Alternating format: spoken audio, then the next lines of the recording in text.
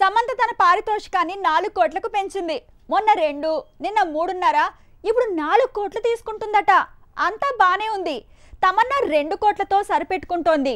ఎటొచ్చి కాజల్ రెమ్యూనరేషనే పరేషాన్ చేస్తోంది. అదెలా? Take a look. Samantha present 3 Hindi సినిమాలు, 2 వెబ్ సిరీస్లలో బిజీ అయింది. 2 పాన్ ఇండియా ప్రయోగాలతో దాడికి రెడీ అయింది.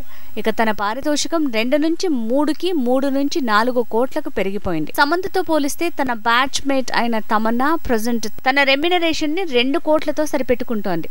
యావరేజ్ హిట్లు, యంగ్ హీరోలతో ప్రయోగాలు చేస్తూ నెట్టుకొస్తోంది తమన్నా.